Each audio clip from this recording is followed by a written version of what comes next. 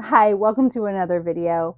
In honor of Mother's Day, I wanted to share some of my favorite mothers in the past stories that I've read. Some of them you'll know. Maybe you'll learn a new mom. These are good moms, strong moms, toxic moms. Anyway, I have tried to put this into somewhat of an order. We will start with some I will say some good moms who will stop at nothing for their children. Okay, so what I have is the grandmother begins the story. So this is following generations. And I would say what this does really well is it talks about the complexities of life and making decisions that you are thinking are for the best, but those decisions have consequences on future generations. And they're not, a lot of times, they're not good decisions. And even these characters know they're not making good decisions, they're just doing the best they can to survive. Um, but that doesn't mean that they don't care about their children. And this one really hit home for me as someone who has a complex relationship with my family, with my own mother. Uh, I this one made me cry, but it was a beautiful cry. This one was a very touching read in that you can understand that everyone is human at one point and that we just do the best we can to survive. Um, the next one is called Sundial by Katrina Ward. So the main character notices that her daughter is acting strange. She's starting to collect animal bones. The main character, has a secret, and her daughter is exhibiting signs that she's seen before from her past. And so she takes her daughter on a trip back to her hometown, Sundial. And the story unravels from there. It is dark and kind of gritty. You're not really sure what she's going to do with the daughter or what is happening. But I love the relationship here because you're just you're seeing how, again, her past is kind of um, dictating how she is going to go about raising her daughter and making sure that her daughter doesn't fall prey to the same mistakes potentially. I'm trying to be a little vague because it is a wild ride for sure. So yeah. The next one might shock you if you've read this story, but maybe not if you've read it. The Southern Book Club's Guide to Slaying Vampires. So this is about, oh God, this book, I think about this book a couple times a week. It is so well written, so gritty, and just horrific. And I just, I don't know, it just pops into my head. It lives rent free in my brain. Um, so we see this guy. I believe it takes place in the 90s. So the Southern Book Club's Guide to Slaying Vampires takes place in the late 80s. And it really follows like the stay at home parent in a suburban neighborhood, right? And so we see a mother noticing children missing, noticing some weird stuff happening, and this new neighbor has moved in, and she starts gathering her people, and it's like there's a vampire, and her book club starts to try to help her, and oh God, I'm making a mess of it. She is her husband, all the husbands are starting to like gaslight them and be like, oh no, that guy is not a vampire. He's a straight up wonderful guy. And he's a pillar of the community. And he does this and he helps with that. And she knows that something is wrong, but nobody wants to listen to her. And so she gathers a couple of her friends and they go out and they try to slay the vampire.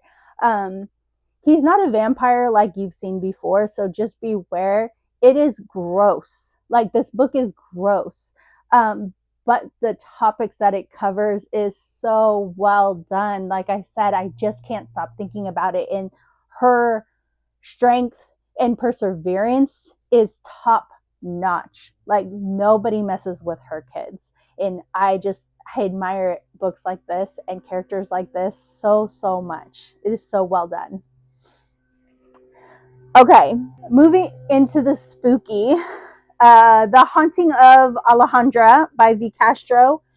It follows Alejandra, right? And she is looking what she had. It looks like she has postpartum. She's having a really hard time raising her children. She's very depressed. This is complete, like, trigger warnings for suicidal ideation, tons of trauma and generational trauma, as this actually has like a La Llorona that preys on her family line. And it is so, oh my God, it's so well done. And just talking about the complexities of being a mom, and trying to do everything, uh, and feeling like you're coming up short. So it is really, really well done. This one is also in the spiritual realm, but not anyway. The next one is My Darling Girl by Jennifer McMahon. Oh my God. Oh my God. I read this in one sitting.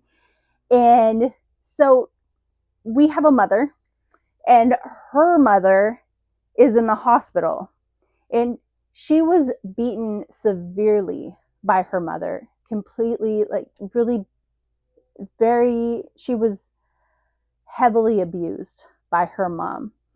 And because of that, she has been estranged from her mom. She has two daughters now, and she just does not want to bring them into that world. So she doesn't talk to her mom. Her mom is like an amazing artist or something, and she's very famous, but she just keeps her family away from her mom because of the trauma that she has endured, right? Which, yes, good for you. But now her mom is dying and needs somebody to take care of her. And I believe her husband like convinces her that it might be good to, like, try to heal, and the past is the past or whatnot. And so she takes her in. And we start to see pieces of demonic possession, and maybe kind of explaining why the mom acted the way she was acting, and how that kind of plays a role into the main character, her relationship with her daughters. Oh my God, it was so good. Um, so if you want to be a little bit traumatized and maybe a tiny bit afraid, it was worth the ride. Crazy mother-daughter dynamics for sure. Okay, so the next three books are fantasy books with strong mothers who will stop at nothing to either take power or to put their children in a place of power, but mostly to take power. One I don't have anymore, and it's not because it was a bad book, it was a YA book, and I just didn't want to continue the series, and that's called The Castle in Our Bones. Um, and I will put it right here. So essentially, the queen of an empire. So the queen raises her daughters, and she marries them off to neighboring kingdoms in hopes, the plan is to be able to take over those kingdoms from within. So she has taught her daughters the plan the whole time, and they know that they're supposed to go in, take out everyone who is from that other kingdom so that the mom can take over as ruler of all of the kingdoms. It is brutal and mean, and she doesn't seem to have a redeemable quality whatsoever. Um, and I guess that's commendable in terms of being a strong female leader. But to use your children in that venture, I don't know that I agree with that piece. So the next one is Ember in the Ashes.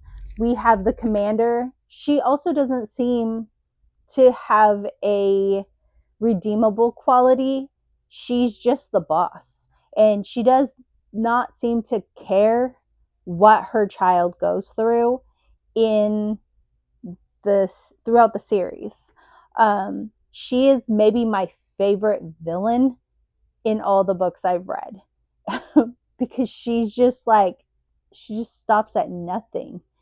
Um, this is a really good series. Has nothing really to do with her, but because I'm doing the mother character, I wanted to bring her up because she is an important one for sure.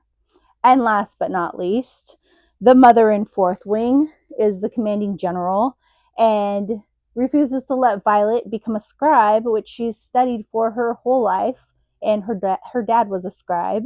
Um, and at the very last second, knowing her daughter has disabilities, decides that nope, she's going to be a writer, which is one of the most dangerous things you can be if you don't know the story of Fourth Wing. I'm going to give it to you. Um, so she kind of set her up to fail, but throughout the story, I've only read the first two. I think that she is thinking about her children. I don't think she's irredeemable yet. I feel like there we do get to see pieces of her that she just has to have a harder shell to make sure that her children thrive. And I can get behind that. So that is it. Our strong mother characters, good, bad, and everything in between. Let me know what are some of your books with your favorite mother characters. And I will see you in the next one. Bye.